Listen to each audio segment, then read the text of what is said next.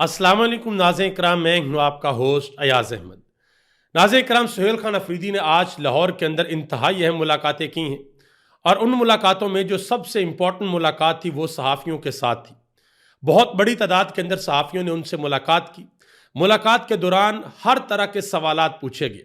सुहेल खान अफरीदी ने तमाम सवालों के जवाब दिए और सुहेल खान अफरीदी ने आज उनका आखिरी दिन था लाहौर के अंदर। जाते जाते उन्होंने पंजाब हुकूमत को एक चैलेंज भी दिया है। उन्होंने वाज़ह तौर पर कहा कि मैं यहाँ पर आया, मेरे साथ मेरे MPs यहाँ पर आए, हमारे साथ बदतमीज़ी की गई, हमारे रास्ते रोके गए, लेकिन मैं पंजाब हुकूमत को ये दावत देता हूँ, मुस्लिम लीग नून को ये दावत देता हूँ कि ये लोग खैबर पख्तूनख्वा के अंदर आएँ, वहाँ पर आकर ये जलसा करें। मैं इनके लिए सारा बंदोबस्त करूँगा। अगर स्टेज बनाना पड़ा मैं इनको स्टेज भी बना कर दूँगा। मैं इनके लिए गाड़ियाँ भी अरेंज करूँगा, लेकिन मैं इनको बताऊँगा कि ओहदों की तकरीम क्या होती है, एक वज़ीर आला को प्रोटोकॉल किस तरीके से दिया जाता है।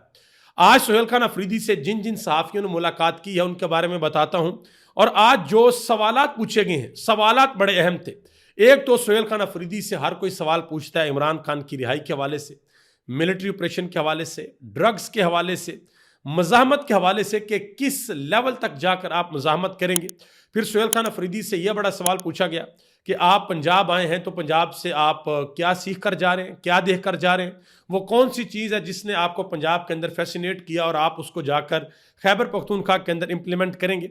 फिर सुहेल खान अफरीदी से यह भी पूछा गया कि पंजाब के अंदर जो पाकिस्तान तहरीक-ए-इंसाफ की लीडरशिप है, जो MPs हैं, वो MNAs हैं, वो बाहर क्यों नहीं निकलते, आपको वहाँ से यहाँ पर क्यों आना पड़ा। कोट लखपत जेल के हवाले से सुहेल खान अफरीदी से सवाल हुए। शाहद खट्टक, मीना खान अफरीदी, शफी जान, शफकत अयाज, इन सब लोगों से भी लोगों ने सवालात किए। ये सारी की सारी सूरत हाल आपके सामने रखने के लिए जा रहा हूँ।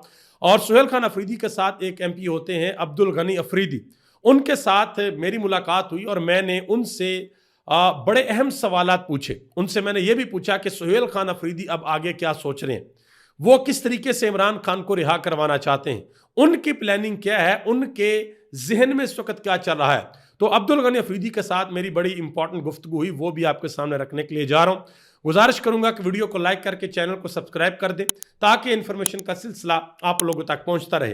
नाज़रीन किराम, आज सहाफ़ी जो आए लाहौर के अंदर सुहेल खान अफरीदी को मिलने के लिए, गाजी रोड के ऊपर एक रहायशगाह थी, वहाँ पर बुलाया गया।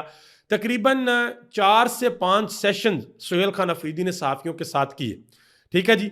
सीनियर सहाफ़ियों में चौधरी गुलाम हुसैन, आरफ हमीद भट्टी, मंसूर अली खान, हबीब अकरम, समीना पाशा, अजमल जामी, अकबर बाजवा, इसार राना, सलमान हैदर, शाकर महमूद अवान, उमर दराज गोंदल, ज़ईम लगारी, आगा शेख सरवर, राय गुलाम अली और इसके अलावा और बहुत से साफ़ी मौजूद थे। मुझे बाकी सबके अब नाम याद नहीं है, माज़ा चाहता हूँ। बहुत बड़ी तादाद में डिजिटल मीडिया के साफ़ी मौजूद थे, ब्यूरो चीफ मौजूद थे। सब ने अलहदा अलहदा सुहेल खान अफरीदी के साथ मुलाकात की और जिसके मन में जो भी सवालात थे उन्होंने सुहेल खान अफरीदी से सवालात पूछे। अब जो सवाल मुझे याद है वो मैं आपके सामने रख देता हूँ। सुहेल खान अफरीदी से जो जो सवालात पूछे गए और आगे से उन्होंने खंदा पेशानी से जो जवाबात दिए वो बहुत ज़्यादा इंटरेस्टिंग थे। वो सारी की सारी चीज़ें आपके सामने रखता हूँ। उससे कबल एक और बड़ी इंपॉर्टेंट चीज़ है, वो आपके सामने रख दूँ। ये सहाफ़ियों से मुलाकात करके जब सुहेल खान अफरीदी वहाँ से निकले तो सुहेल खान अफरीदी ने जाना था मुलाकात करने के लिए हसान न्याजी के घर और इसके अलावा उमर सरफराज चीमा के घर। तो इनके घर जो है वो कैंट के अंदर है, तो इनको वहाँ पर नहीं जाने दिया गया। शफी जान ने इस हवाले से ट्वीट किया। उन्होंने कहा कि वज़ीर आला खैबर पख्तूनख्वा मोहम्मद सुहेल अफरीदी को उमर सरफराज चीमा और हसान न्याजी की रहायश गाहों पर जाने से रोक दिया गया है। दोनों रहायश गाहें लाहौर कैंट के एरिया में वाक़या हैं जहाँ पंजाब पुलिस की जानिब से दाखिले की इजाज़त नहीं दी गई। ये शफी जाने, ये गालिबन सहाफ़ियों से मुलाकात से पहले का या बाद का ट्वीट जो है वो सहाफ़ियों से मुलाकात के बाद किया गया। तो बाद में जब सुहेल खान अफरीदी गए, ये तब की बात है, उनको कैंट के अंदर नहीं जाने दी गई। अब सोचने की बात है कि कैंट तो वहाँ पर भी है, पेशावर के अंदर भी है, तो सुहेल खान अफरीदी वहाँ भी कैंट में बड़े आराम से जाते हैं, कोई किसी किस्म का कोई मसला नहीं है। तो पंजाब की पुलिस ने सुहेल खान अफरीदी को क्यों रोका है, इसके पीछे क्या वजह है, क्यों उनको नहीं जाने दिया गया? एक सूबे के चीफ मिनिस्टर के रास्ते में रोड़े आखिर क्यों अटकाए जा रहे हैं? और सुहेल खान अफरीदी ने इस हवाले से अहम बातें भी की जब उनसे सवालात पूछे गए, वो भी मैं आपके सामने रखता हूं। सुहेल खान अफरीदी से यह सवाल हुआ कि मिलिट्री ऑपरेशन के हवाले से आप क्या कहेंगे। सुहेल खान अफरीदी ने कहा कि इसके ऊपर हमारा बड़ा क्लियर स्टांस है कि मिलिट्री ऑपरेशन की इजाज़त हम किसी भी सूरत नहीं देंगे। उन्होंने बताया कि जब मिलिट्री ऑपरेशन होते हैं तो हमें किस किस्म का नुकसान होता है। उन्होंने कहा कि जब ऑपरेशन होते हैं तो फिर इंसान और जानवर के अंदर जो तमीज़ है वो ख़त्म हो जाती है। ये सारी बातें आज उन्होंने वहाँ पर साफियों के साथ बैठकर गुफ्तगू की। उन्होंने कहा कि लोगों का बड़ा नुकसान होता है, लोग बेघर होते हैं। उन्होंने एक मिसाल भी दी। उन्होंने कहा कि एक जगह पर वफाक ने कहा कि हम हर बंदे को जिनके घर वहाँ पर ख़राब होते हैं, मस्मार हो जाते हैं, ज़ाया हो जाते हैं घर, हम 4-4 लाख रुपए उनको देंगे। सुहेल खान अफरीदी ने कहा कि अब 4 लाख में घर तो नहीं बनता, लेकिन फिर भी वो भी नहीं दिए गए। उन्होंने कहा कि अरबों रुपया जो हुकूमत है हमारी खैबर पख्तूनख्वा की वो दे रही है। मजीद उन्होंने कहा कि बिजली की मद में पैसे हमारे हैं, जो फाटा को मर्ज किया उसकी मद में हमारे पैसे हैं, और हज़ारों अरब की तादाद में पैसे हैं। यानी कि मेरा ख्याल है कोई 2200 अरब रुपया उन्होंने एक बताया, कोई 3200 अरब रुपया इस तरीके से एक बताया। उन्होंने कहा कि ये पैसे हमें नहीं दिए जा रहे, इनको चाहिए कि ये पैसे हमें दें, हम वो पैसे अपनी आवाम के ऊपर लगाएं, अपनी आवाम को सहूलियात दें, ताकि हमारी आवाम को भी पता चले कि हमारे ऊपर पैसे लग रहे हैं। उन्होंने कहा कि ये बहुत नुकसानदेह होता है और हम किसी भी सूरत जो है वो मिलिट्री ऑपरेशन की इजाज़त नहीं देंगे। फिर उनसे सवाल किया गया कि आपके हवाले से ड्रग माफिया कहा गया, चर्च के हवाले से सवाल हुए, तो क्या आप भी जब खैबर पख्तूनख्वा जाएंगे तो वहां पर भी आप भी पोस्टर बना के लगाएंगे जिस तरीके से आपके हवाले से इधर से लगाया गया? तो सुहेल खान अफरीदी ने कहा कि मेरी तरबियत इस तरह की नहीं है, हम ऐसे नहीं करेंगे, हम आगे से इस तरीके से जवाब नहीं देंगे। इमरान खान की रिहाई के हवाले से सुहेल खान अफरीदी से हर जगह पर सवाल होता है, और ये जो सुहेल खान अफरीदी आए हैं लाहौर के अंदर, लाहौर में पहले वो पंजाब असम्बली गए, वहाँ पर उन्होंने बड़ा धुआंधार खिताब किया, फिर वो उसी रात लिबर्टी चौक आए, मेन मार्केट गए, दाता साहब गए, उससे अगले दिन वो फूड स्ट्रीट गए, सारे उन्होंने चक्कर लगाया, लोगों से मुलाकातें की, कारकुनान से मुलाकातें की, फिर आज लाहौर में सहाफ़ियों से मुलाकातें की। तो इसका मेन मकसद है उस चीज़ के हवाले से जो इमरान खान ने अडयाला जेल के अंदर से कह रखी है कि भाई स्ट्रीट मूवमेंट करनी है, बाहर निकलना है और कारकुनान को बाहर निकालना है, पाकिस्तानी कौम को बाहर निकालना है, इनको बताना है कि अब वक्त आ गया है कि आप लोग बाहर निकलें और बाहर निकलकर आप लोग मज़ाहमत करें।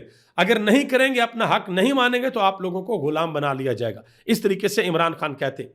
तो सुहेल खान अफरीदी ने इस हवाले से वाज़ह तौर पर कहा, उन्होंने कहा कि सवाल ये पूछा गया कि इमरान खान को कैसे रिहा करवाएंगे, मज़ाहमत होगी कि मफामत होगी, क्या होगा? तो सुहेल खान अफरीदी ने कहा कि मैं तो यही कहता हूं कि मुज़ाहमत होगी तो फिर मफामत होगी। यानी कि पहले मुज़ाहमत होगी, पहले अपनी ताकत दिखाई जाएगी, पहले लोगों को बाहर निकाला जाएगा, उसके बाद फिर मफामत की तरफ जो है वो मामलात आ सकते हैं। ये वाज़ह तौर पर सुहेल खान अफरीदी ने कहा। फिर उनसे पूछा गया, जी पंजाब के अंदर आप आए हैं, लाहौर के अंदर आप आए हैं, आपको कैसा लगा? उन्होंने कहा जी लाहौर तो लाहौर है, और उन्होंने कहा कि कोई शक नहीं है, यहाँ पे बड़ी बत्तियाँ हैं, बड़ी लाइटें हैं। उन्होंने कहा कि लेकिन इनका जो सियासी कैपिटल है उसकी बत्ती गुल हो गई है। उन्होंने कहा कि नो डाउट रोड्स बना दिए, सारा कुछ कर दिया, लेकिन कौम जो है वो रोड्स बनाने से नहीं बनती, कौम तब बनती है जब कौम को शऊर दिया जाता है। उन्होंने कहा कि वो जो शऊर है वो इमरान खान ने इस कौम को दिया है। वादी तीरा के हवाले से उनसे बहुत से सवाल हुए कि सुना है आपकी वहाँ पर को बड़ी ज़मीनें हैं।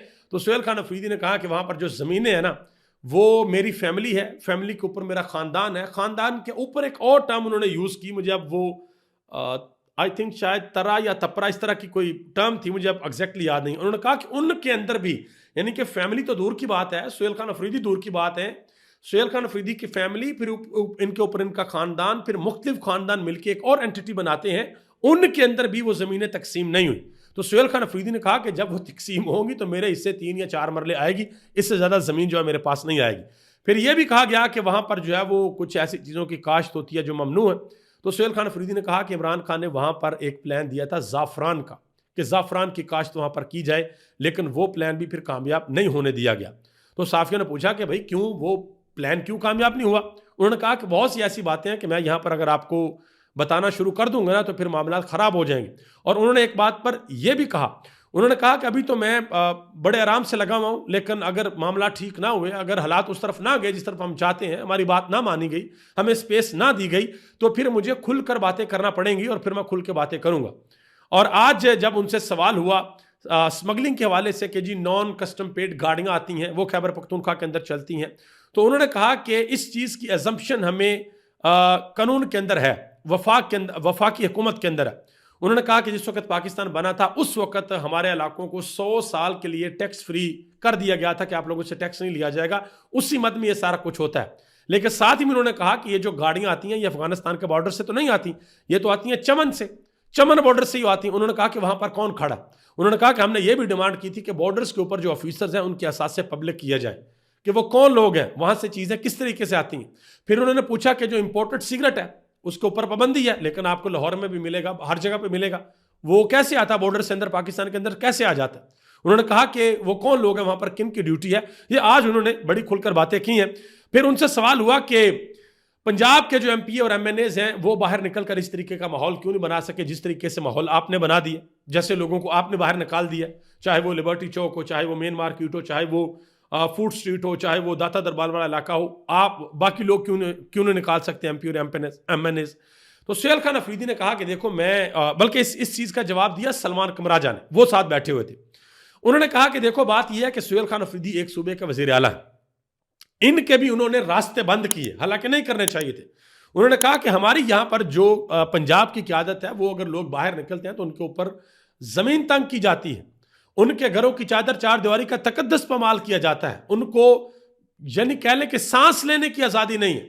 उन्होंने सलमान कमराजा ने एक मिसाल भी दी, उन्होंने कहा कि अंग्रेज दौर के अंदर गांधी की उन्होंने मिसाल दी कि उन्होंने बहुत बड़ी तादाद के साथ लोग बाहर निकाले और बाहर निकाल कर उन्होंने एहतजाज किया तो उनको गिरफ्तार नहीं किया गया क्योंकि उन्होंने कोई कानून नहीं तोड़ा था। और आखिर में उन्होंने शायद कोई नमक के हवाले से कोई कानून था तो वो उन्होंने जब वो छोटा सा कानून तोड़ा तो उनको गिरफ्तार किया गया, ऑर्डर आया कि अब इसको गिरफ्तार कर लो। तो सलमान कमराजा ने कहा कि यहाँ पर इस वक्त ऐसी अंधी नगरी मची हुई है, यहाँ पर किसी को जो है ना वो बोलने की इजाज़त नहीं है और बहुत ज़्यादा सख्ती है और पंजाब के अंदर फस्तायत बहुत ज़्यादा। तो सुहेल खान अफरीदी ने भी कहा कि मैं तो यहाँ पर देख के हैरान हूँ। उन्होंने कहा कि जब हमारे इलाके में, उन्होंने बड़ी पुरानी मिसाल दी कि वहाँ पर जब ऑपरेशन होते थे वहाँ पर कोई एक ओहदेदार होता था, वो सबका माई बाप होता था, जिसको चाहे पकड़ ले, अंदर कर दे, जो मर्जी कर दे, कोई इसको पूछने वाला नहीं होता था। वो हालात इस वक्त पंजाब के अंदर बने हुए, यह सुहेल खान अफरीदी ने कहा।